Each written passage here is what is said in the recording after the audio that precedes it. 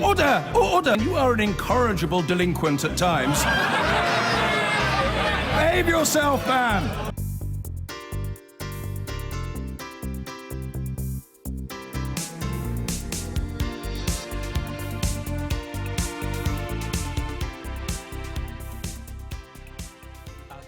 So what does business make of the White Paper, the Brexiteers' amendments and the turbulence in Westminster? Our business editor, Siobhan Kennedy, has been to the port of Immingham in Lincolnshire, where they fear a no-deal Brexit could be on the horizon.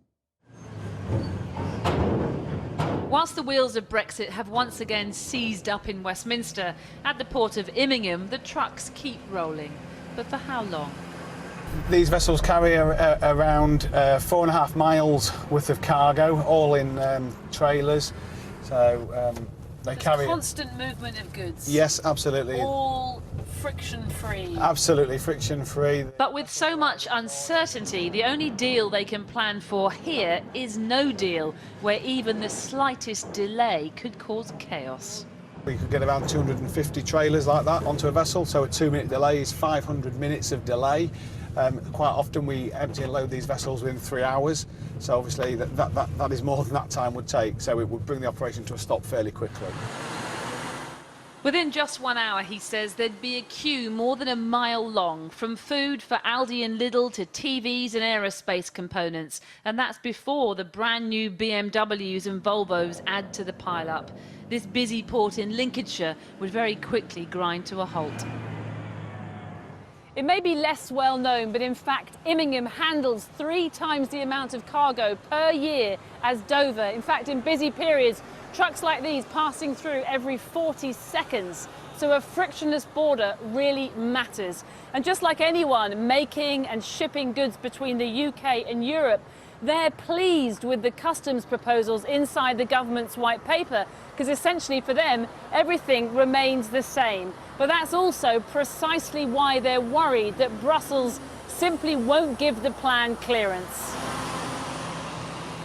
I know that lots of our customers and lots of our supply chain members are also planning for a hard Brexit, so it'd be foolish for us not to. We have already spent quite a lot of time and money on contingency for difficult exits. What does that look like? So we've got additional land, we've looked at additional processes and additional manpower. And these things are changing, aren't they, every day, every minute of every day? It does get very difficult, and a lot of our employees, we have 600 employees here, they are asking, what does this mean for us as a company about my employment? The noes to the left, 302. But no sooner has he reassured staff, the situation changes. Like last night, as Brexiteers sought to weaken the White Paper customs plan with a string of amendments. Under the White Paper agreement thrashed out at Chequers, the UK would treat our borders with the EU as a combined customs territory. The UK would collect its own tariffs on goods coming in and levy tariffs on behalf of the EU for goods headed there. But last night, MPs voted in favour of Brexiteer amendments, including one which would require the EU to collect tariffs for goods leaving Europe headed to the UK on our behalf. Something the EU has made clear it would never do. From the sea to the skies, at the annual air show in Farnborough, the chief executive of Rolls-Royce warned the White Paper amendments made life incrementally worse. It, like the aerospace giant Airbus, now stockpiling parts for fear of a hard Brexit. We're in the process of building additional safety stocks on the assumption that there may be some disruption, because while we're optimistic that the Prime Minister and the government will find a good solution, we have to protect ourselves against the worst case scenario. And the worst case scenario is that we go off the cliff edge at the end of March.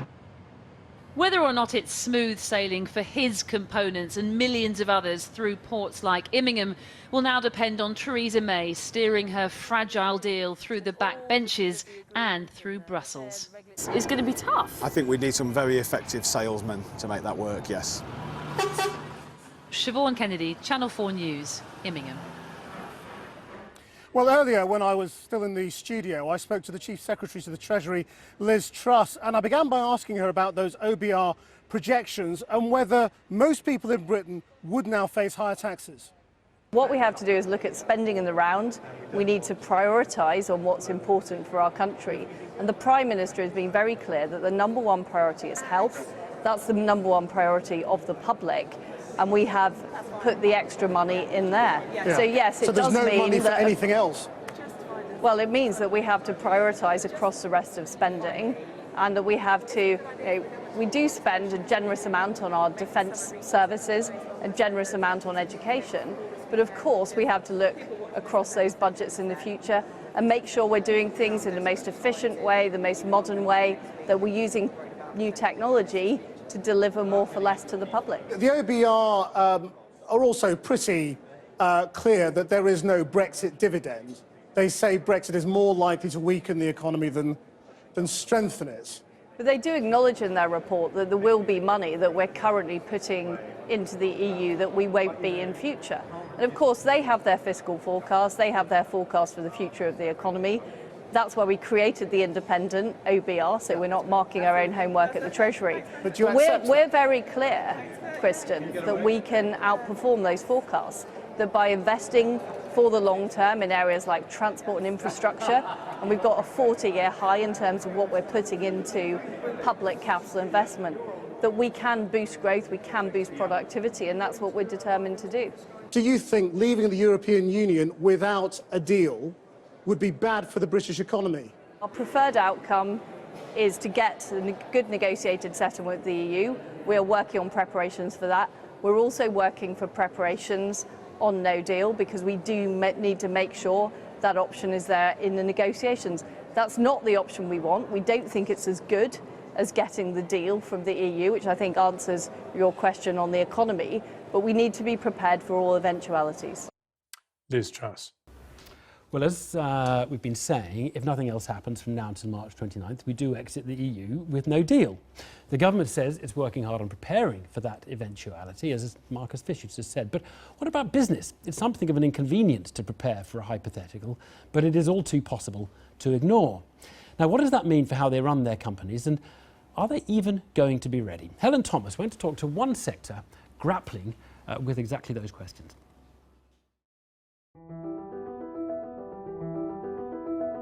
Welcome to a world of duplication, of repetition and multiplication.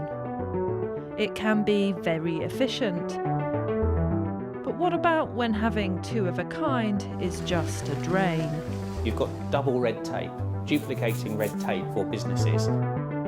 When duplication isn't wanted at all.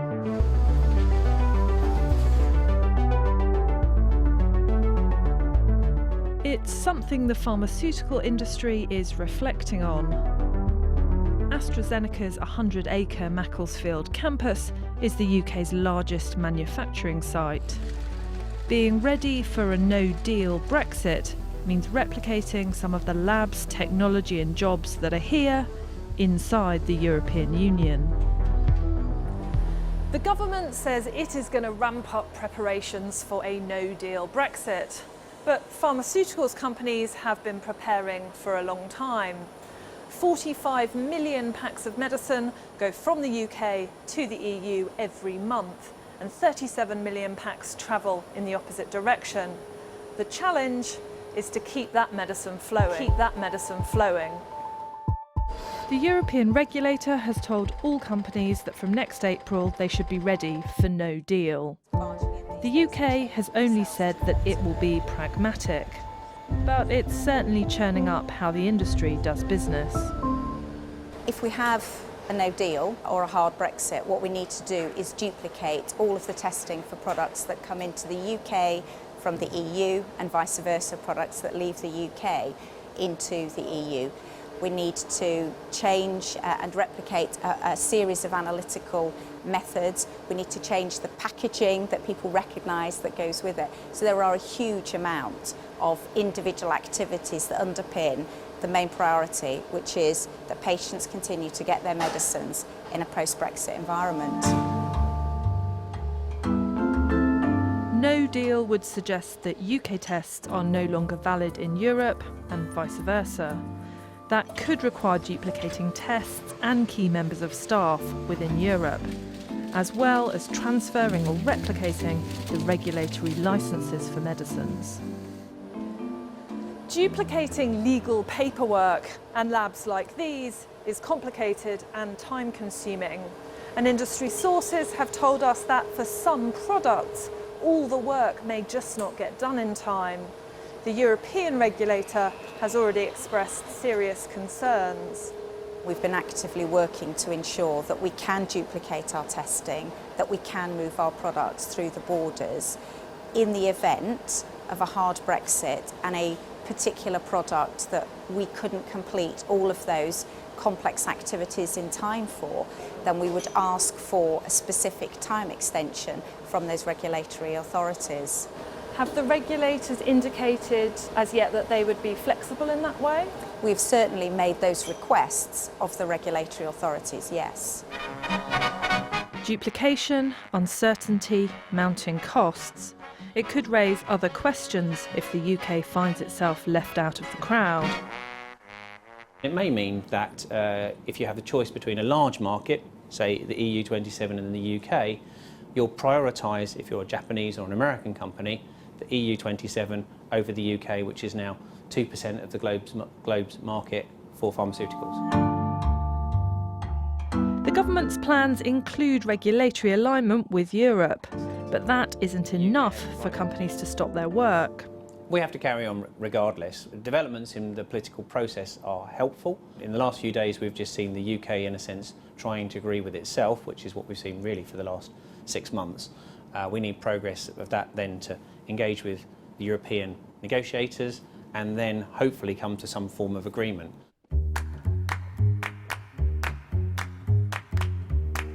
It is frustrating and a waste of time to have to do things more than once. But for smaller companies, it can really hold things back. About an hour away from AstraZeneca and across the Welsh border is Key Pharma. It has about 130 people to Astra's 3,500 up the road. Key helps other companies get their medicines into dosable form. It then makes and supplies drugs for clinical trials all over the world. But if there's a no-deal Brexit, those drugs might need to be tested and released into Europe by someone else. At the moment, we're looking for companies who actually have similar analytical testing capabilities to us. We do, hopefully, the manufacturing still here in the UK.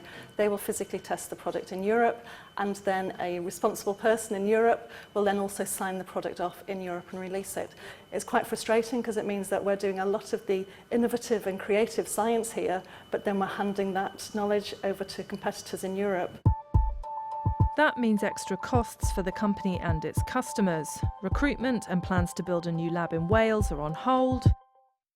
That's in case Key needs to build its own European facility. And the uncertainty means it's losing out elsewhere too.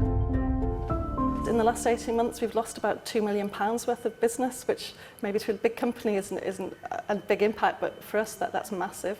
That's then compounded by the fact that those companies would typically have worked with us for between 3, maybe 5 years to continue doing the work going through to clinical trial. So that could have added up to maybe 10, 12 million over the next 5 years. Thousands of drugs, millions of patients. Drug companies would like an early agreement that both sides will recognise each other's rules and tests. Without that, companies must double down on plans for doubling up.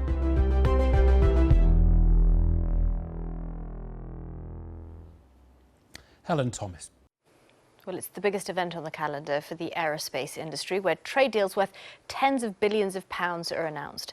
But behind the scenes at this year's Farnborough Air Show, industry leaders are concerned about the uncertainty over the UK's future trading relationship with the EU, with the chief operating officer of Airbus telling Sky News that Brexit could destroy 40 years of success. Sky's business correspondent Adam Parsons reports. At Farnborough, the planes are the main attraction. Today's star, complete with shark tooth paint job, was this new model from Embraer, one of the world's biggest passenger jet companies. A firm that uses British parts, sells to British Airways, but which now worries about Britain's Brexit. The citizens of the UK will be penalised needlessly by a hard Brexit. So I'm hopeful that the powers that be that are negotiating the Brexit can do so in a fashion that allows the United Kingdom to maintain its strong sense of industrialisation. The Prime Minister opened this show, but even in her absence, this place does echo to the collision of politics and business. Well, Farnborough is a global gathering, but in the UK, the aviation industry is a very big deal. It employs about 130,000 people directly, many of them in those highly skilled, highly paid jobs that governments always want to encourage. But walk around here now and you do sense nervousness about what Brexit will mean for all these businesses. We've created a tremendous success story in building the Airbus aviation success over the last 40 years. It would be criminal if we were to destroy that now, and that's the risk that we run. But for some of the companies who supply parts to Airbus, that pedigree, that track record, offers reassurance. I'm the largest shareholder of my business, and I have to take a decision when we place our investments as to where we can get the best value. And regardless of whether there's Brexit or not, there's a certain value or capability that exists here that you will not find in very many places on the planet. But some here fear Brexit leading to delays. Aviation's a truly global business based on complex supply chains, and they're tested when expensive planes need urgent repairs.